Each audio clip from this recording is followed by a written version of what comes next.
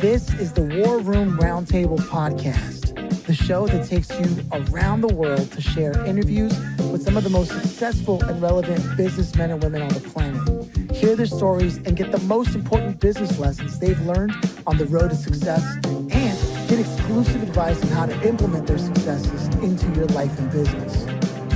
The War Room Roundtable is brought to you by your hosts, Jason Miller, CEO of Strategic Advisor Board, and Phillip Lanos, CEO of Own the Rhythm, and former podcast host for Entrepreneur and Inc. magazine.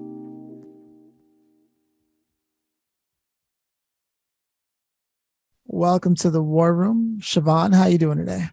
I'm pretty awesome. How are you?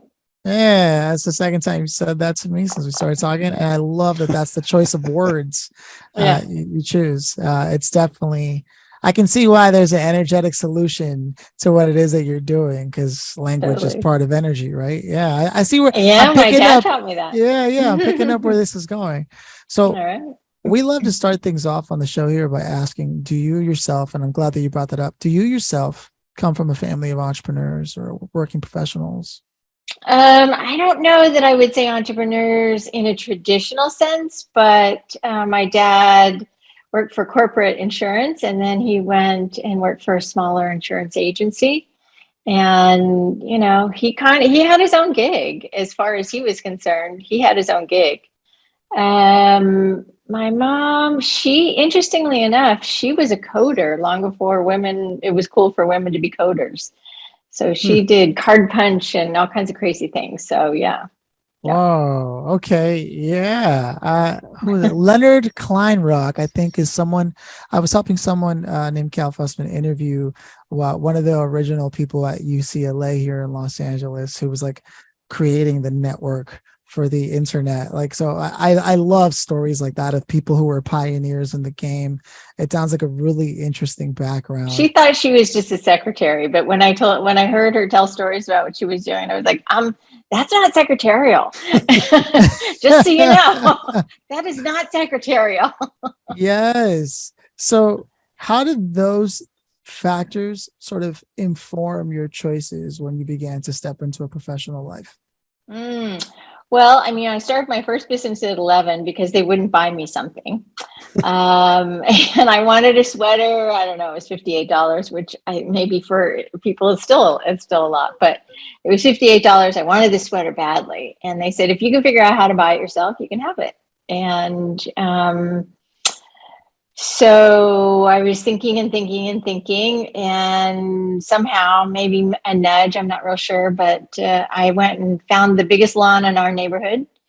And I took the lawnmower and I asked the lady if she wanted her lawn mowed. And really interestingly enough, the person who was cutting her lawn apparently had quit 2 weeks before.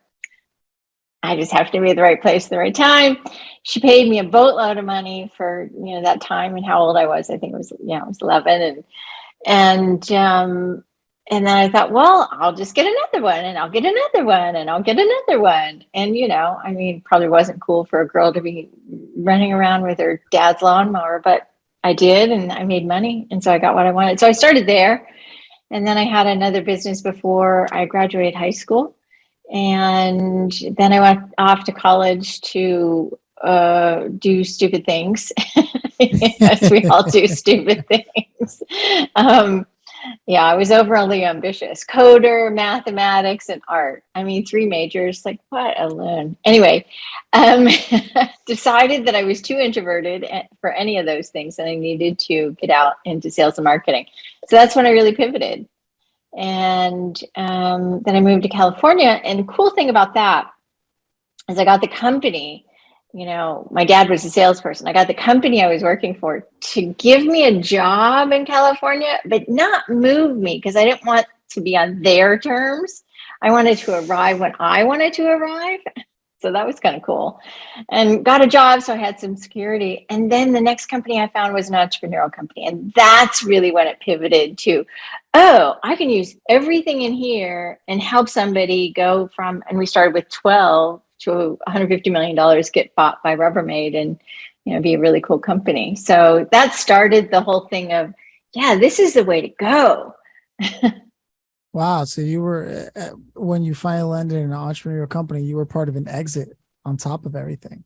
I was, and I didn't know. I mean, I just knew that you just wanted to grow it and get it big and do something cool. And then what I saw was and I remember thinking this in my head after the sale went through. I remember thinking, I have a feeling they're going to get corporate stupid.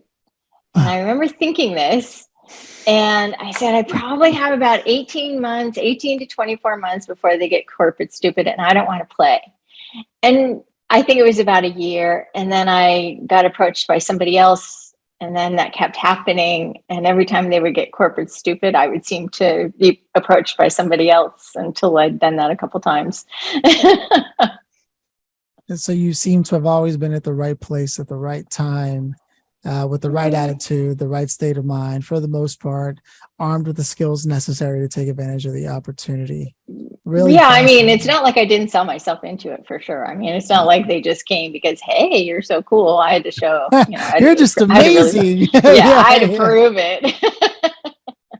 Oh, that's awesome. Okay. So now I just want to combine, I want to bridge a gap here, right? Because in my notes, I have that you've worked with over 15,000 plus entrepreneurs. Right now, Yeah. it took me a handful of years to do 2,000 interviews. So 15,000 plus entrepreneurs. I have to know how you did this, right? I need to know how we got here, because from what I gather, it's about helping business owners, leaders really get into the right place with themselves. Is this accurate? Absolutely. Alignment. Yes. The more somebody's aligned in their physical, mental, emotional, spiritual, relational, financial self, the more they become successful. But it takes a little bit of, you got to guide them. And I think your question was, how did I get to 15,000? Well, honestly, I wasn't counting. I just, I'll back up a second. And I had started a couple other companies and decided to fold them. And then I got into this one company that was a pharma company, and the first prescription nutraceutical in the world, and helped them build it from 4 of us to, huge. And at that time, I got sick, misdiagnosed, and nearly died from blood poisoning. And I was laying on the emergency room table thinking, okay, I actually don't believe in drugs. This is a problem. And so I gave them permission to inject me with the thing that was going to save my life, or the cocktail that was going to save my life. And they said, oh, you're going to stay here for a while. And I said, oh, no, people die in these places. I am not staying here. I said, I'm going to go home and I'm going to heal myself. Now, truth of the matter is, I didn't know what heal myself actually meant. I just figured if I could build companies, I could heal my body, because it seemed kind of similar. My coder brain said that. And so I went home and really started thinking about what I had done up through that time in my life to get to where I was, and the choices I made, and how I thought, and how I had a lot of people tell me things that I was different. And so then I used all those tools to heal myself. And I thought, well, I'm a scientist. Let's prove if this really works. So I started a free clinic. I was like, okay. So I invited people with a piece of paper, guerrilla marketing these days, but piece of paper and a bulletin board, and 10 people came. And I thought, oh, okay, I guess I'm doing this. Help them, gave them a little 15-minute taster of it, and people were feeling better. And I thought, oh, that's really cool. Let's keep doing this.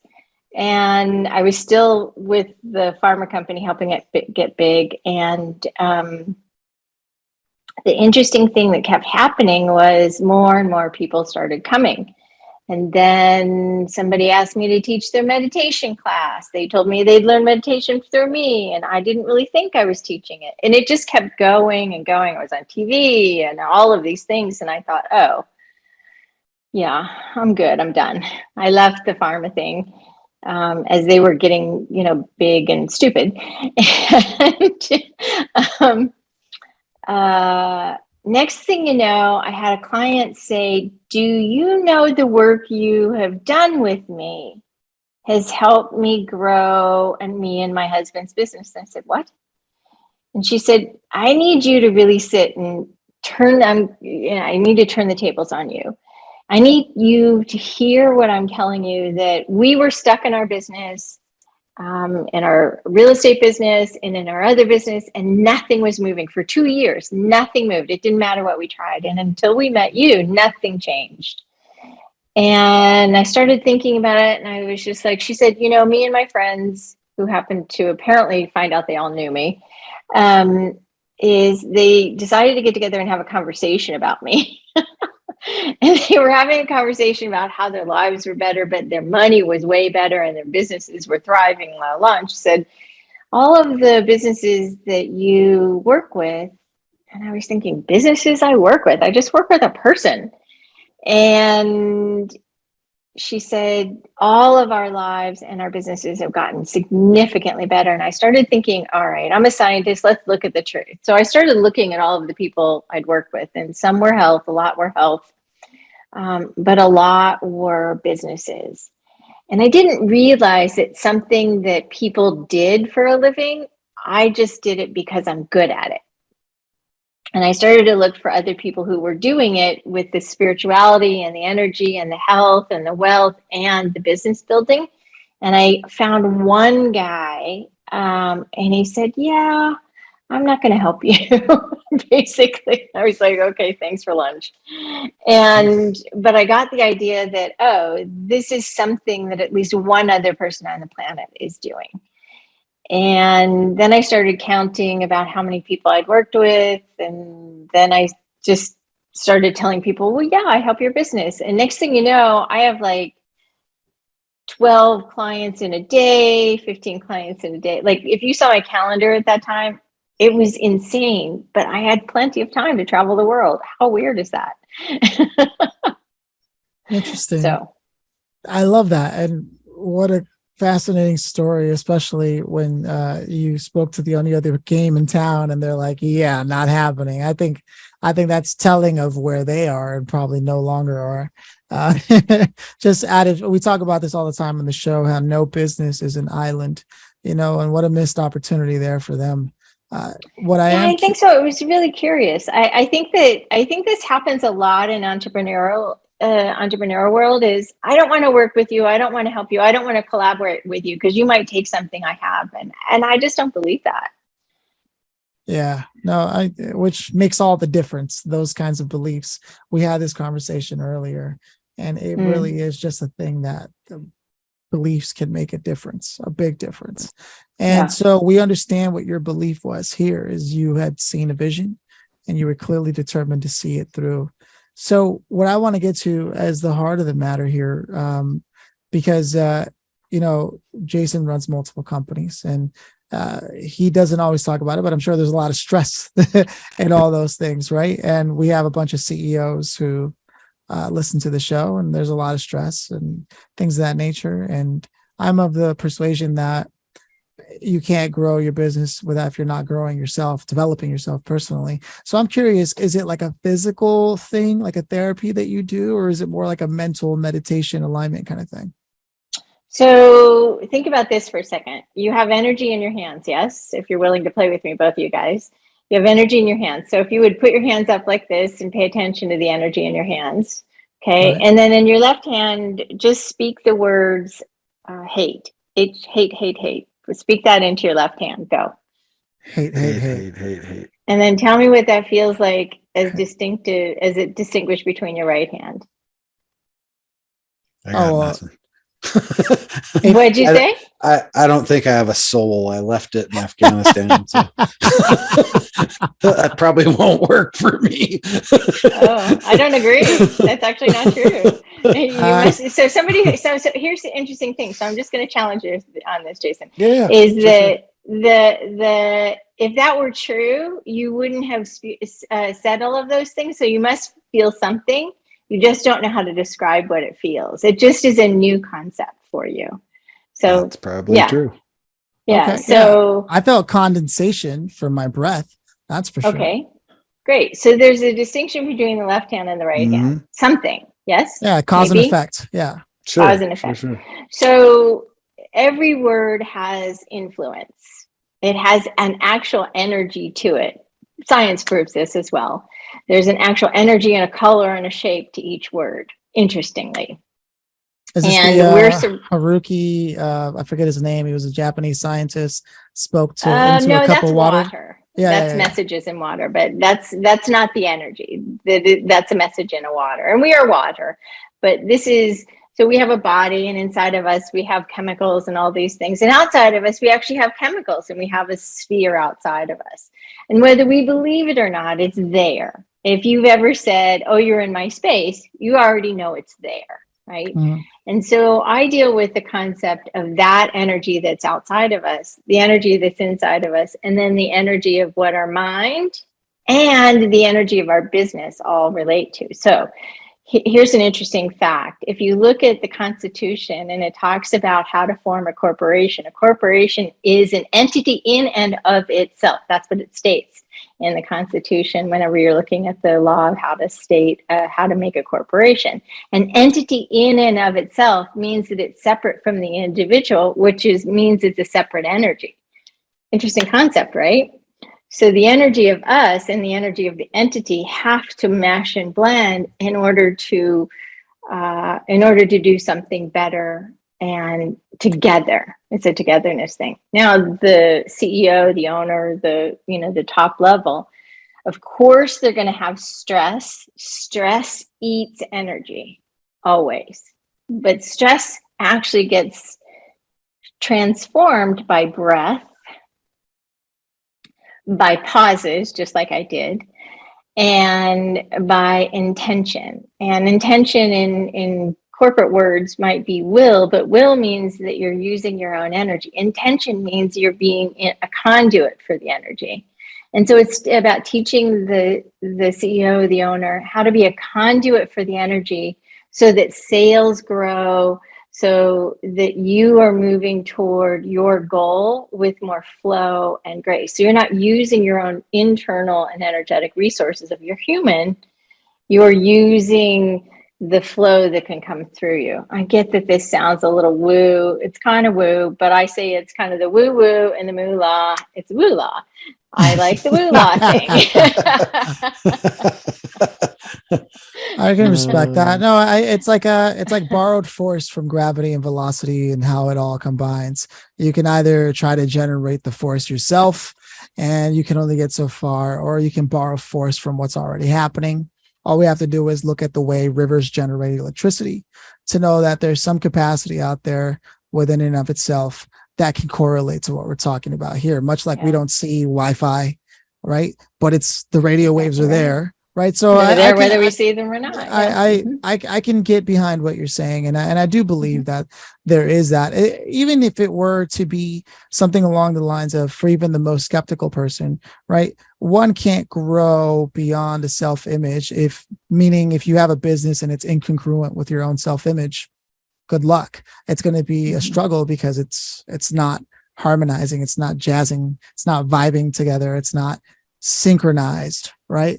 And I imagine a lot of the work that you're doing, and correct me if I'm wrong, has a lot to do with helping people really get to that place where they want to be, where it is a match for the work that they're trying to do, and to get to that discrepancy and find a way to alleviate that and help them let go of that. Is this accurate? Yeah. So what I look at is the business has a set of numbers that it's currently achieving and a set of numbers that it wants to achieve. And so numbers are really energy. And it's really about teaching the owner and the entrepreneur how to be that conduit for those numbers to move from where they are to where you want them to go. And the really interesting thing is, if you look at Power versus Force and any of those books like that. So we could either power our way through it, we could force our way through it, or we could be a conduit, we could be a vessel, we could be somebody who understands the principles and the laws of numbers and the principles and the laws of energy, so that those two align into the goal of being achieved. I'll give you an example. I have a client who has a couple dental practices, and I think maybe they were doing, I don't know, 800,000 a year. And I just got the numbers from them the other day, and 2 offices, not giant or huge. They're scheduled in about a year and a month.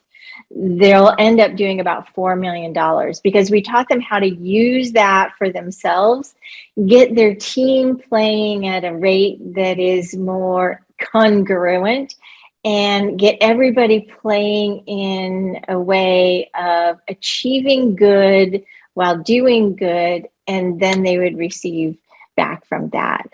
And he's like, "You're just the looniest lady I've ever met. This freaking works. I don't understand it, but I can't refute the numbers." He said, "I'm just going to do whatever you say from now on." And so we helped him buy businesses and, properties and things like that from all of this.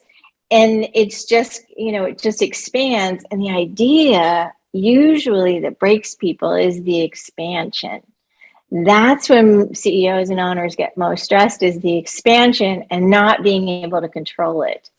And when I teach them, is they don't have to be the controller of it. They can be the conduit for it. And that's when things get easier. Does this make sense to y'all?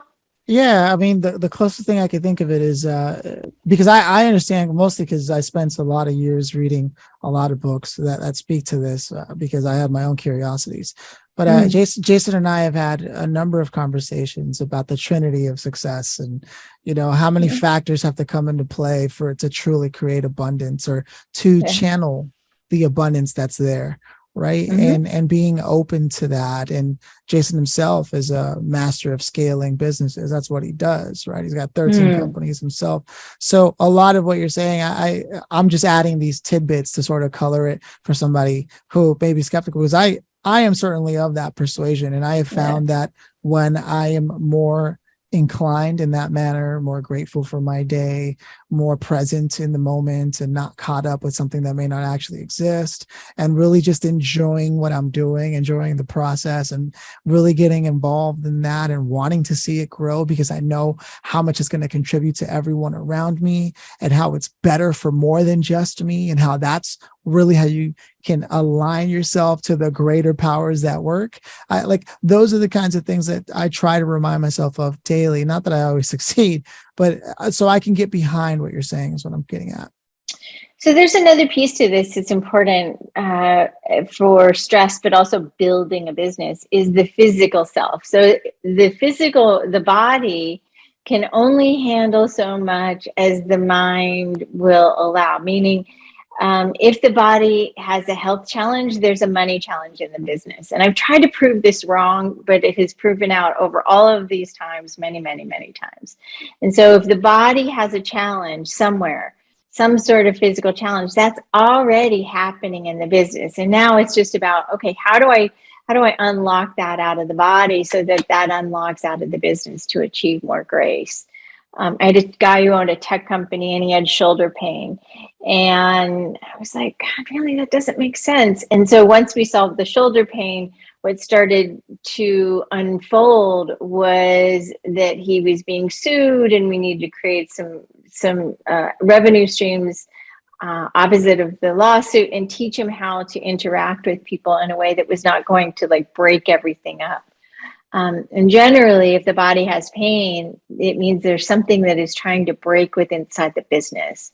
I don't know if that makes sense to anybody. Yeah. We had a conversation with someone today who has worked with a lot of CEOs as well to sort of address some of the physical ailments and how it correlates to business. So it's really fascinating to have another opportunity today in the same day to address the very same concept. I think that's what you call a synchronicity, right? That's right. Yeah. So with that said, if you had a bottom line for anybody looking to embrace this point of view, and what would you say is the most important thing they need to accept about this kind of work? Just like whenever people said that they couldn't sequence the DNA. One of my clients was the guy who sequenced the DNA in Russia and invented that technology, and he figured it out. Just because we don't know how to figure it out doesn't mean somebody else hasn't. And we have to be willing to go outside of ourselves and be a little vulnerable to new ideas, so that what can happen is something that doesn't make complete logical sense, but you can apply the principles of marketing and technology and growth and expansion and scalability in the same way, but you also apply this other unseen, we'll call it the force, so that it can scale with more flow and ease and opportunity. So it have to be willingness, and rather than saying something like, no, I don't know, I don't believe in that. Just if you breathe or you're actually using Wi-Fi, you have to believe in that. That's the truth. Because when I started, there was no Wi-Fi, so I've been doing this forever. And so now we have Wi-Fi. It's really easy to explain. If you don't believe in Wi-Fi, then don't talk to your phone. I mean, that's the truth. If you don't believe in the unseen, then don't work on a computer. I mean, it's kind of like the evidence is all around us. There's a lot of unseen cool things that are happening.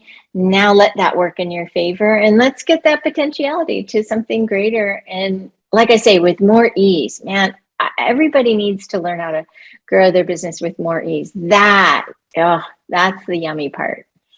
It's interesting. Today, we've had a number of people who, for one reason or another, is either trying to encourage entrepreneurs to relax a little more and just. I don't want them to relax. Yeah, like just. I just want them to be more flowy. Right, or flowy. Yeah, like there's this trend today of like really embracing that. And I think it's really curious that all of that happened today on a consistent basis. I just love it. I think it's a great way to take and observe how nature is trying to get you to see something, because we batch a lot of these recordings all in one day. And so it really allows for a picture to be painted for the tone of the day. And it's been a fascinating day. So with that said, before we head on to the next segment of this episode, I want to take a moment just to take some time out to give a shout out to someone that's making this episode possible. And that's Ryan Jackson of Blue University, BLU. And if you've ever wanted to learn about business or entrepreneurship from like the ground level, right, but you hate the idea of spending years trying to go get a degree. I mean, you yourself, we were talking about how many degrees you were going after, and then just to end up in large debt, and you just want, you don't want to work for somebody else, but you get the 8, 9 to 5, whatever.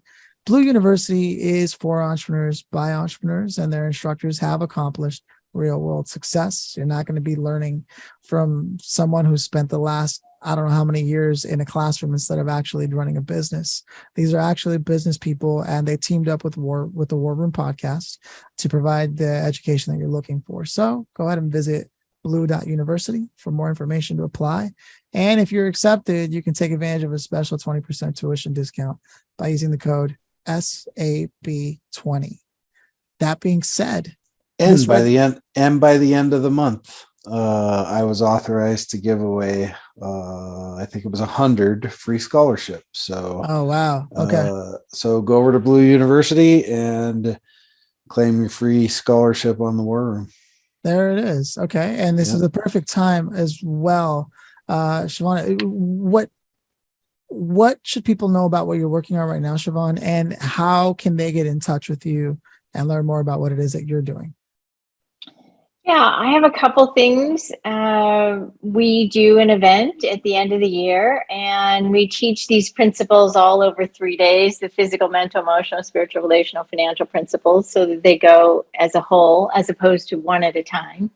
And we teach that in, I think, the December 9th, 10th, and 11th, I think is what it is. Epic Life Success Summit. Yeah. And then the other thing that we're playing around with is integrating all of these, if I'm an entrepreneur, I'm an entrepreneur always. And I've tried only to help entrepreneurs, but not buy companies. But I tend to buy companies. So we're in the midst of some roll-ups of bringing them into our organization. So that's kind of fun. Oh, super fun. And is there like a main website or like a social channel where people can follow you and just see all this? Oh gosh, you can find me anywhere. I mean, find me on Instagram because I'm actually playing there now. I was not very good at this. And then I love Twitter because it's actually a conversation. And I'm on YouTube. We have a podcast that is on YouTube called Driving for Your Success. It's 5 minutes, 2 to 5 minutes of just a snippet of information, like little cool tidbits of like what one of my clients who has multiple real estate organizations, she says, "Oh, it's my benevolent butt kick for the day." Yeah. Okay. Nice. I like this. It sounds like you've got some really awesome resources for people who want to get into the kind of work that you're doing and really start to embrace it from whatever distance they feel comfortable until they realize they should have just been with the flow all along. That's right. And Yeah. for me, that's great that you give people those kinds of options. There is a grand finale question that we usually ask to close things out, and I'd love to hear your answer on this, given the kind of conversation we've had so far. If you could have invited anybody to listen in on all the things we talked about, from your origin story to how early you started businesses and getting things done because you wanted that sweater, all the way to where you are now and what it is that you're doing, even the incident that made you change your perspective on what it is you wanted, all that combined. If you could have invited anybody here today to listen to this, who would you have loved to have had here and why? Steve Jobs. Yeah, I followed him, and I knew that our school, so the stuff I taught about how to work on your body and stuff like that, the energy stuff, I have a school for that. I only have like 12 companies, but I have a school for that. And I was, somebody referred him to me to help, in the last couple of weeks of his life. And I was like, oh man, that would have been a great conversation, because that gentleman was so freaking genius at marketing. Goodness gracious, to take a little nugget and turn that into a treasure. And I think that would have been a really interesting conversation. Not that we wouldn't have had our butt kicked, but that's okay. It's a flowy butt kick. He valued integrity and he valued customer experience, and I think that's really important. It was a fight between him and my dad. My dad, because he would ask really weird questions. Awesome. No, I love it. Great choice. I mean, you can't go wrong with Steve Jobs. That's just right. To this day, his products are still totally captivating, at least the American market for sure. Well, he believed in the energy thing. I mean, he really got the energy thing really viscerally, interestingly. I mean, it takes that kind of to pull the kind of innovation he did. It definitely took that. And I remember reading some of the books and how he would tell people, oh no, don't worry, I believe in you. You'll get it done.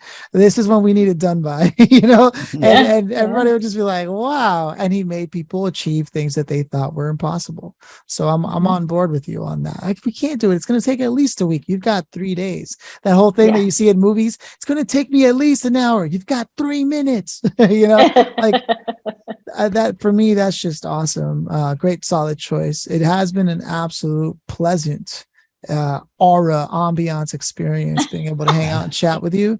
And it's tradition around here for Jason to close us out. So I'll let him do that. But I just wanted to let you know that that's my experience been. That's what it's been.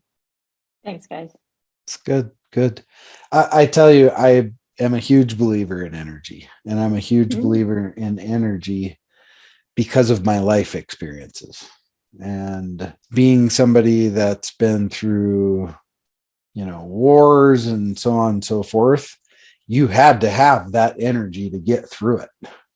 There was no choice. It was either you found it or a bullet found you. So I very much believe in energy and focus and channeling energy. I couldn't do the things that I do weekly unless I could effectively, at least to what works for me, right? Channel that energy the way I need to channel it. So I can show up on a Friday with me and Phillip and rock through 10 of these for 10 hours straight. Yeah, that's true. most people on a Friday are like checked out. Right? So hell, we're just checking in. Then you guys So, win and you're part of my group. I like that because that's how I roll. yeah. Yeah. So, I mean, energy is a very, very important part of our life. There's no doubt about it. And it's not just about business. It's about family. It's about friends. It's about everything that surrounds you. And, Yeah. you know, making sure that we live our best life. And because it's really freaking short in the grand scheme of things, life is really short. And, you know, I've seen it firsthand where, you know, I had somebody with me right beside me and around go through their throat. You know, it's very, very, life is too short to not, you know, live it with the energy that we want to live it with. I believe that. Amen. And you have to do that. Otherwise, you are literally standing on the edge of the deck and pissing it off the deck, for lack of better words, right? So you may as well use it while you got it, right? And use it while you got it, and don't give it away. Use it where it's going to be its most effective to change the world and change your own surroundings. So thank you for being on the show. I resonated with that very much, even though I didn't say a whole lot till the end, but I saved my part for that ending. And, you know, it's been a pleasure to meet you. Thank you. I appreciate your time. Right on. All right. Cheers. Cheers.